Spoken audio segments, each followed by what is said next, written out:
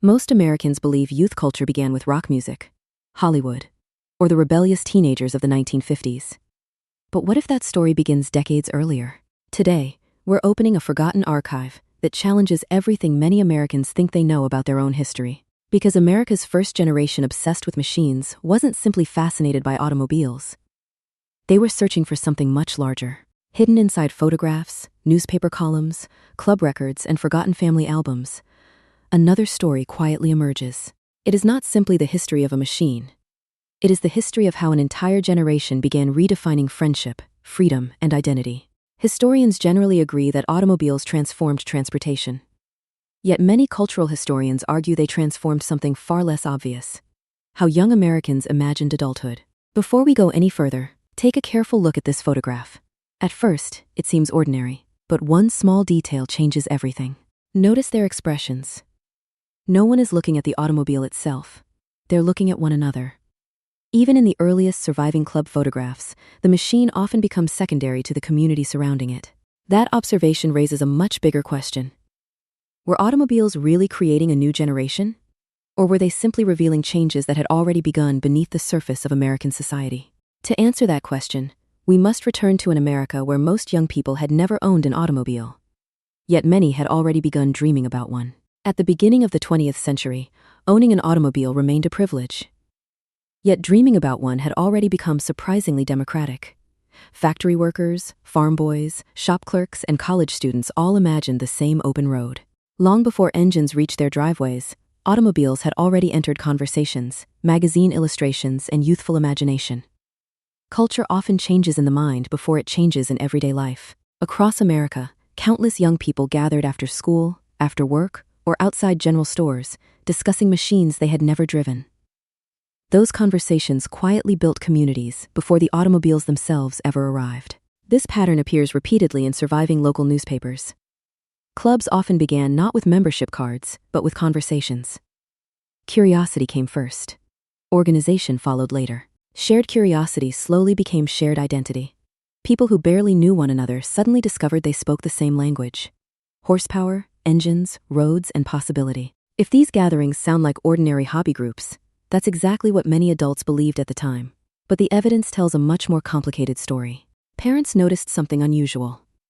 Young people who once spent weekends close to home were suddenly traveling together, planning routes, solving problems, and making decisions without constant adult supervision. Contemporary newspapers occasionally praised these excursions as educational. Others questioned whether so much independence might encourage a generation to challenge established expectations. The historical record preserves both viewpoints. That disagreement matters because it reveals something deeper. Americans were no longer debating automobiles. They were debating what young adulthood itself should look like in a rapidly modernizing nation. So the real mystery is no longer who built the first automobile clubs. The real mystery is why one machine became powerful enough to redefine an entire generation's idea of freedom. The first automobile clubs did not emerge because America suddenly became wealthy. They appeared because an entirely new idea had begun spreading faster than the automobiles themselves: the belief that ordinary young people could shape their own future. Surviving membership records suggest that many early clubs welcomed farmers, mechanics, teachers, clerks, and students. Curiosity, not social status, often became the common language that held these groups together. That detail matters because America was still a society shaped by class, occupation, and hometown.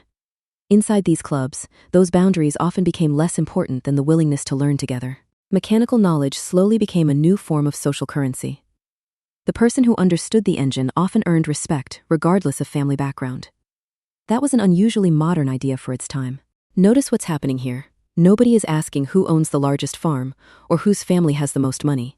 They're asking one question instead: can you help us keep moving? Historians generally agree that automobiles encouraged practical cooperation.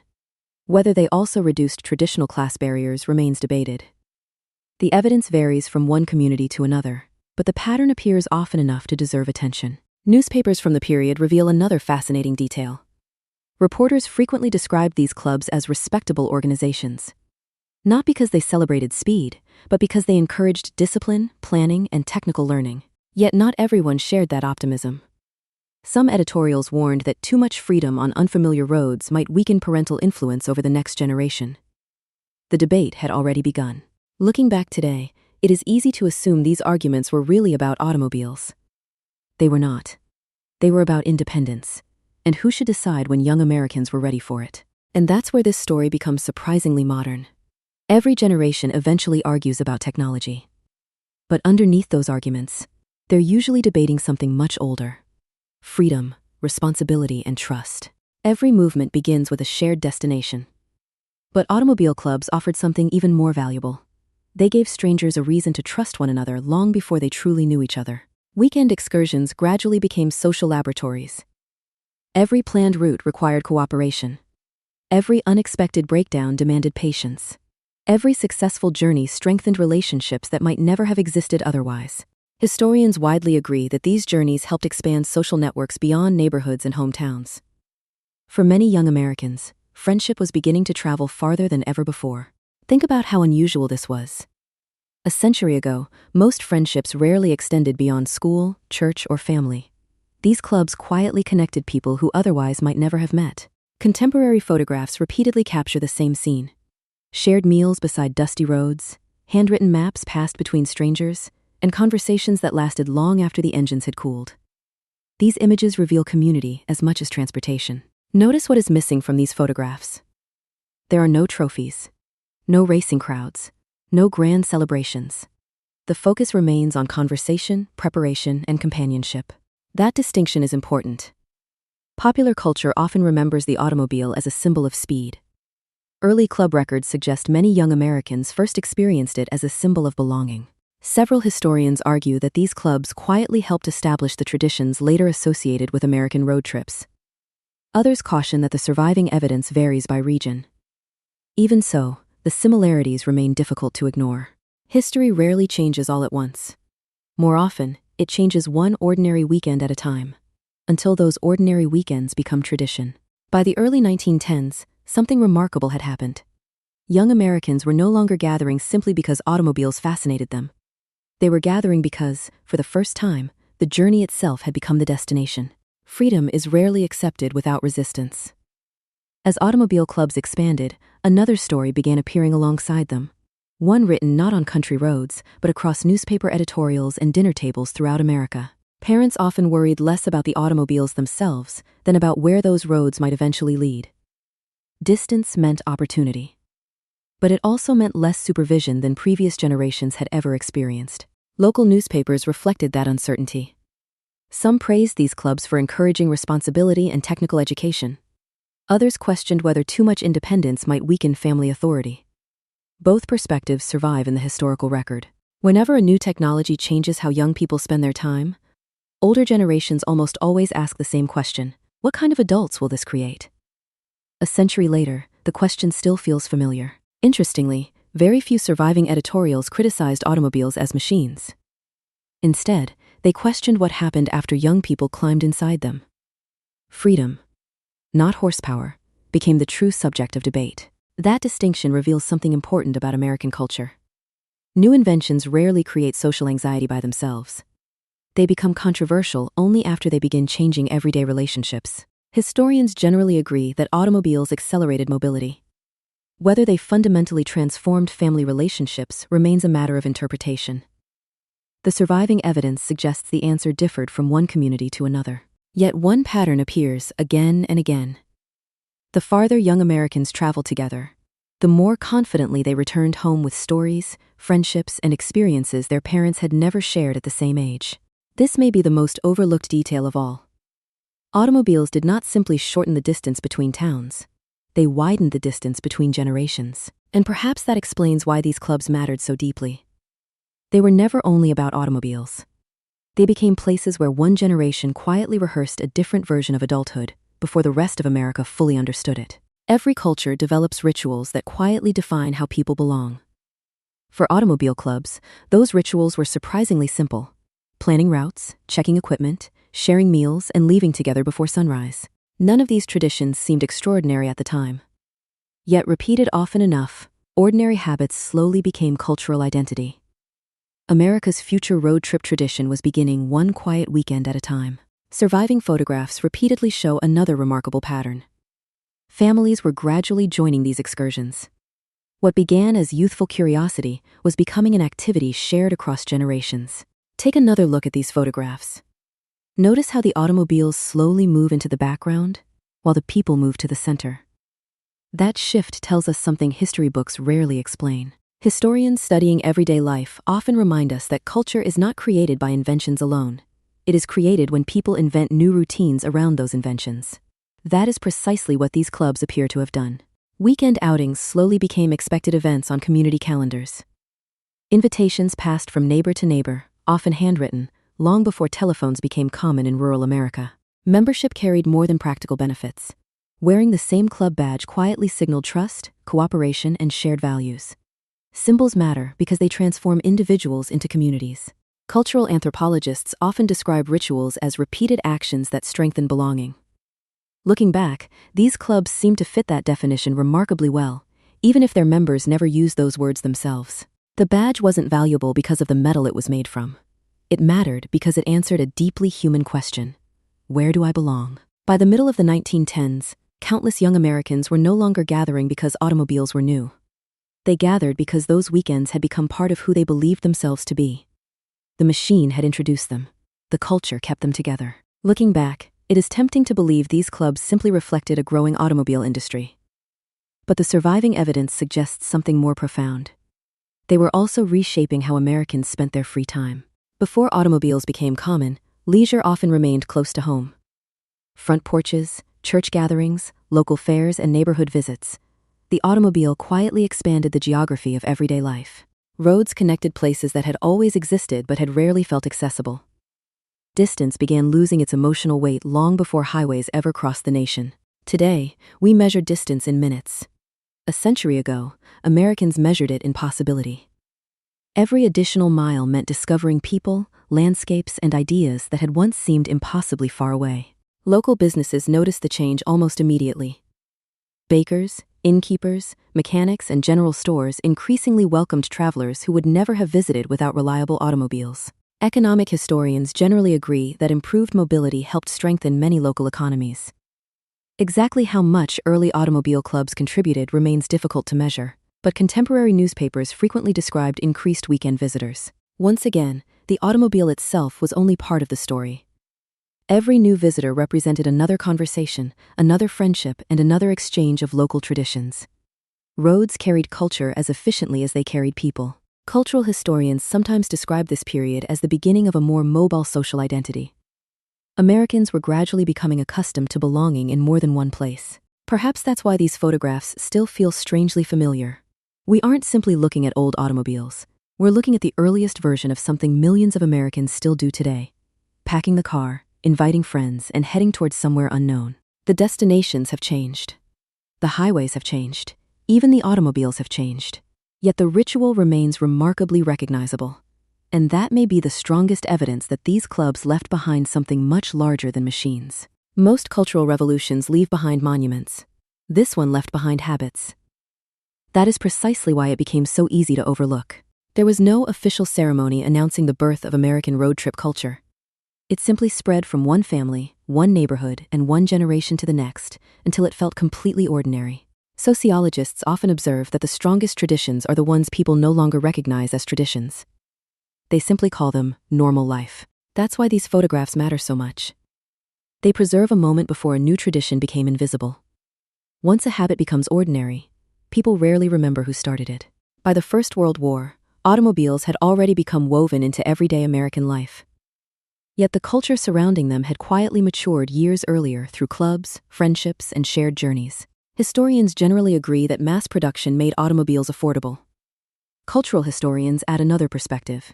They argue affordability alone cannot explain why Americans embraced automobiles with such emotional enthusiasm. Machines become meaningful only after people attach stories to them. These clubs helped create those stories long before advertising campaigns perfected them. And perhaps that explains why Americans still describe road trips with words like freedom, adventure, and friendship rather than horsepower or engineering. The emotional language survived. The mechanical language slowly faded. The engine introduced the journey, but memory kept it alive. And memory is always stronger than machinery. Which leaves us with one final question. If automobiles transformed how Americans experienced freedom, What happened when an entire generation grew up believing the open road belonged to everyone? That answer would reshape the nation in ways almost nobody expected. After examining hundreds of surviving photographs, newspapers, and club records, one unexpected pattern begins to emerge. The automobiles appear in nearly every image, yet they are rarely the true subject. Look carefully. The cameras linger on conversations, shared meals, repairs, laughter, and friendships. The automobiles often remain quietly in the background. This is the moment the entire story changes. We believed we were studying automobiles, but the evidence keeps pointing somewhere else. We have actually been studying people. Historians can confidently document when automobiles became more common. But no archive can record the exact moment an idea takes root inside a generation. That transformation leaves emotional evidence rather than mechanical evidence. Perhaps that explains why these photographs continue to resonate more than a century later. They preserve not simply transportation, but anticipation, not ownership, but possibility.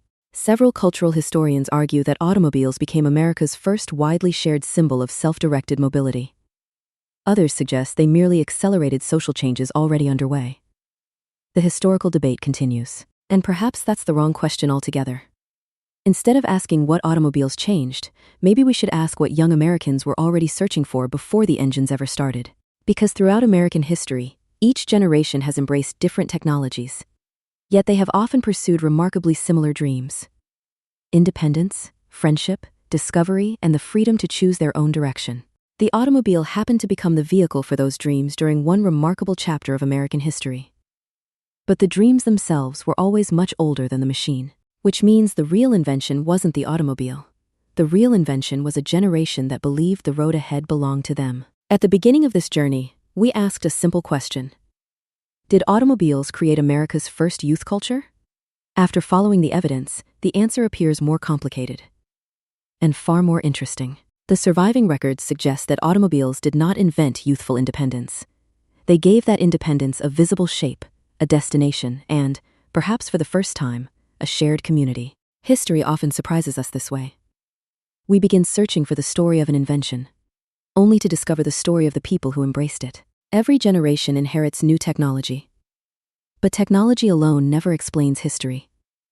The questions people ask, the friendships they build, and the choices they make ultimately leave the deepest marks. More than a century later, millions of Americans still gather friends, pack supplies, and head toward open roads every weekend. Most never realize that these familiar rituals were quietly taking shape long before interstate highways existed. Perhaps you've done exactly the same thing yourself.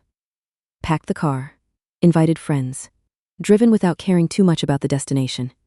If so, you've become part of a tradition much older than you might have imagined. That is the quiet power of culture. It continues long after the people who created it have disappeared. Sometimes, the strongest traditions are the ones we no longer recognize as history. And perhaps that is why these forgotten automobile clubs deserve to be remembered. Not because they owned remarkable machines, but because they helped ordinary Americans imagine extraordinary possibilities together. The road in these photographs may have ended more than a century ago, but the ideas that traveled along it never truly stopped moving. Thank you for opening another forgotten chapter of American life with me. Until next time, we'll uncover another story hidden inside America's past. One photograph, one document, and one forgotten memory at a time. Although the original automobile clubs gradually faded, the culture they helped nurture never truly disappeared. It simply evolved into forms that feel completely ordinary today. Weekend drives, scenic routes, family vacations, roadside diners, national park excursions.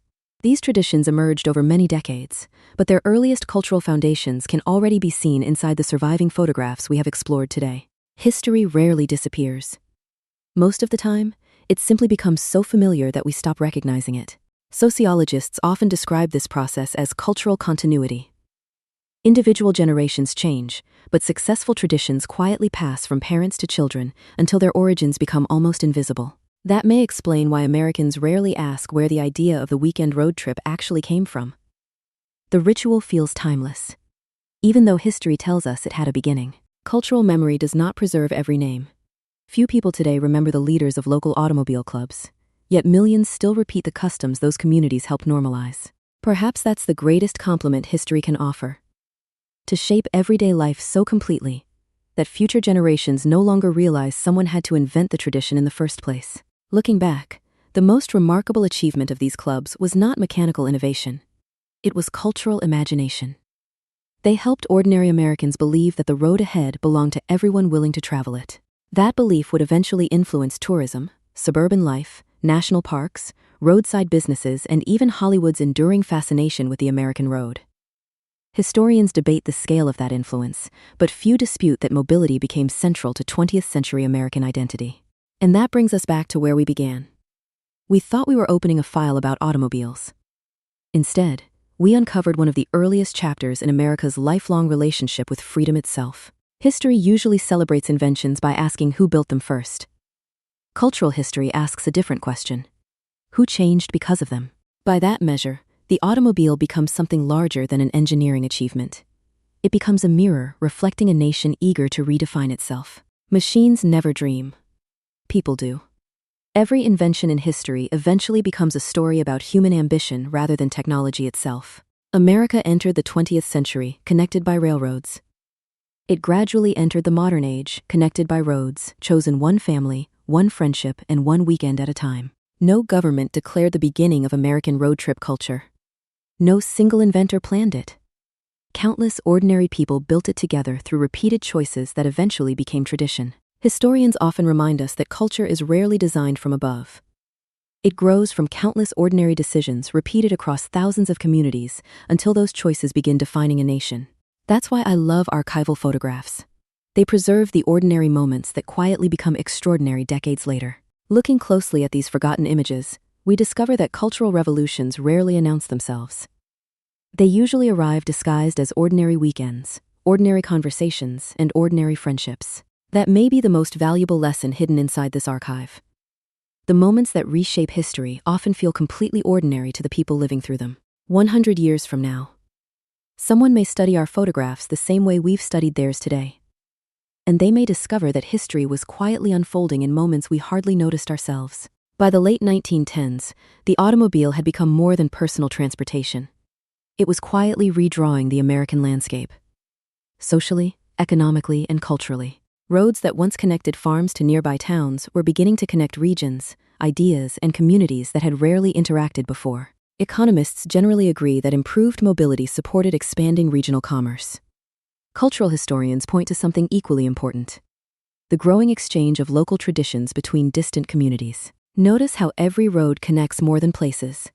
It connects experiences. Every journey carries ideas in both directions. A family returning home from another county often brought back more than memories. They returned with new recipes, new fashions, new songs, and new ways of thinking about the world beyond their hometown. Culture spreads most effectively when people move. Long before radio reached every household, Americans themselves carried traditions from one place to another. Historians often describe the 20th century as the age of mobility. But mobility did not begin on interstate highways. It began on narrow dirt roads where ordinary citizens gradually became comfortable exploring unfamiliar places. Looking closely, the earliest automobile clubs resemble something unexpected. They functioned almost like social networks. Except every connection required meeting face to face. Today, friendships often begin with a notification. A century ago, they usually began with a handshake beside a dusty road. Different technology. The same human need to belong. That may be why these forgotten clubs still matter. They remind us that every technological revolution ultimately succeeds or fails according to one timeless question. Does it bring people closer together or push them further apart? Every generation inherits an idea of the American dream. For those who came of age before the First World War, that dream was quietly beginning to acquire wheels. For the first time, opportunity no longer seemed permanently tied to the town where someone happened to be born. Roads suggested that life itself might be larger than local boundaries. This did not erase inequality. Wealth, race, and geography continued shaping opportunity across the United States. But greater mobility encouraged many Americans to imagine possibilities that had once felt unreachable. History rarely changes because everyone suddenly becomes equal. More often, history changes because people begin imagining possibilities that previous generations never considered realistic. Scholars continue debating exactly how much automobiles influenced social mobility. Yet few dispute that they dramatically expanded personal mobility. And that distinction changed everyday life in profound ways. Every successful journey quietly challenged an old assumption. that people belonged only where they had been born. Roads invited Americans to imagine identity as something chosen rather than inherited. Cultural historians often describe this period as an early expansion of personal horizons. Americans increasingly understood the nation not simply as a map, but as a place they might one day experience for themselves. Looking through surviving travel journals, one emotion appears again and again: wonder. Not because destinations were famous, but because ordinary people suddenly realized how much of their own country they had never seen. Perhaps that is the real beginning of modern America. Not when people simply traveled farther, but when they began believing the entire country might belong to them. That belief would echo through the decades that followed, shaping tourism, migration, family vacations, and the enduring American fascination with life on the open road. Long after the first automobile clubs disappeared, their cultural footprint remained. Ironically, the young Americans standing beside these automobiles probably never imagined they were participating in a cultural revolution. To them, it was simply another Saturday. History often works that way. The people living through great cultural changes rarely recognize them while they are happening. They simply continue living ordinary lives. Only decades later do historians begin connecting thousands of ordinary moments into a larger story. Individual memories become collective history. Every photograph you've seen today was once somebody's ordinary afternoon. Nobody standing inside those pictures knew historians would still be studying them more than a century later. That realization changes the way we read history.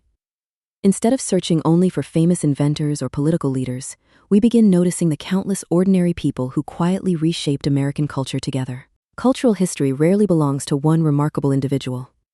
More often, it belongs to thousands of anonymous participants whose names gradually disappeared while their influence quietly remained. That may explain why the earliest automobile clubs receive so little attention today. They produced very few celebrities, but they helped normalize behaviors that millions would eventually repeat. Historians sometimes describe this as the invisible architecture of culture. The builders disappear. The structure remains. Perhaps that's why archives matter so much. They allow forgotten voices to speak again. Not through speeches, but through photographs, letters, and everyday moments they accidentally preserved for us. And maybe the greatest legacy of America's first automobile generation was never the machines they drove, but the ordinary lives they quietly transformed without ever realizing history was watching. More than 100 years have passed since these photographs were taken. The automobiles have become museum pieces. The clubs have faded into history.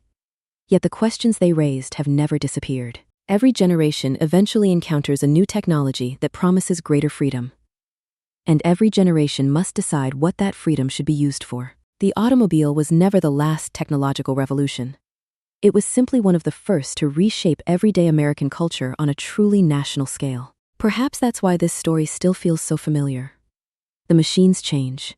The questions rarely do. Every generation wonders whether new technology will strengthen community or quietly replace it. Looking back, history offers no simple answer. Technology expands possibility. People decide what those possibilities become. The responsibility has always belonged to society, not the machine. That is why historians continue returning to ordinary photographs like these. They reveal not simply what Americans owned, but how Americans chose to live together. Every archive preserves more than objects. It preserves decisions. Every photograph quietly records what a society considered worth remembering. And perhaps that is why these forgotten automobile clubs deserve another look. They remind us that cultural revolutions often begin not with dramatic headlines, but with ordinary weekends shared among friends. History doesn't only belong to presidents, inventors, or famous pioneers. It also belongs to ordinary people who quietly change how everyone else lives, without ever expecting recognition. Which leaves us with one final thought before we close this archive. If ordinary Americans could reshape an entire culture without realizing it, what traditions might our own generation be creating today? Before we close this archive, let's return to the very first photograph. At the beginning of this film, it looked like a simple gathering beside an old automobile. Now, it tells a completely different story. We no longer see a machine at the center of the image.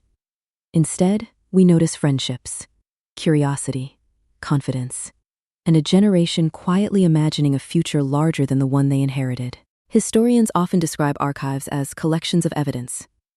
But evidence alone never explains history. Meaning emerges only when we connect one forgotten photograph to another. That is exactly what we've tried to do together today. Not simply collect old photographs, but allow them to speak to one another until a forgotten story slowly came into focus. Cultural history rarely offers absolute answers. Instead, it helps us ask better questions. And sometimes, better questions reveal deeper truths than easy conclusions ever could. The evidence we've explored today supports one conclusion with remarkable consistency. Early automobile clubs created far more than opportunities to drive. They created opportunities to belong. Exactly how much these organizations influenced American identity will continue to be debated by historians. Yet few would deny that they reflected an important cultural transition already unfolding across the nation. Perhaps that is why these forgotten clubs still deserve our attention today. They remind us that history is often shaped by communities rather than individuals, by ordinary weekends rather than extraordinary events. Sometimes history whispers instead of shouting.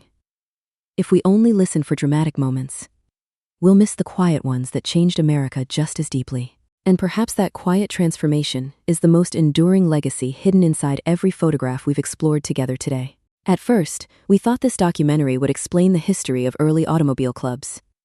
Instead, those clubs quietly revealed something much larger. The story of how Americans gradually learned to imagine freedom together. The automobiles themselves eventually became outdated. New engines replaced old ones. New highways replaced dusty country roads. But the culture that grew around those first journeys continued evolving long after the original machines disappeared. Every generation inherits traditions without always knowing where they began. Road trips, weekend escapes, scenic drives, family vacations, they feel timeless because they have become woven into everyday American life. History becomes most powerful when it quietly disappears into everyday life.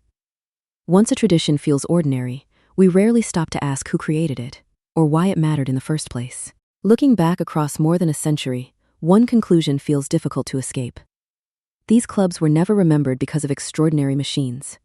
They were remembered because they helped ordinary people experience extraordinary freedom. Historians may continue debating the precise influence of automobile clubs on American identity. Debate is part of historical scholarship. Yet the surviving photographs consistently remind us that community stood at the center of this movement. Machines can introduce change. Communities decide whether that change becomes culture. Perhaps that simple truth explains far more about American history than any engine specification ever could. If you've stayed with me until this moment, then you've probably realized this documentary was never really about automobiles at all. It was about the people who discovered new ways to belong to one another. And perhaps that is the quiet lesson hidden inside every archive. Whenever we study the past carefully enough, we almost always discover ourselves looking back. The road these young Americans traveled did not end at the horizon.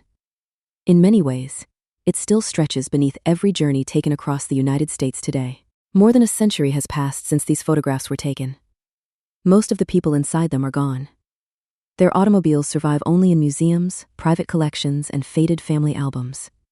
Yet the ideas they carried continue traveling every day. Every time Americans load the car for a weekend trip, every time friends choose the scenic road instead of the fastest one, every time a family discovers a place they have never seen before, they quietly repeat a tradition that began long before they were born. History isn't only preserved inside museums, it survives inside habits. Sometimes the most powerful historical artifact isn't a machine or a building.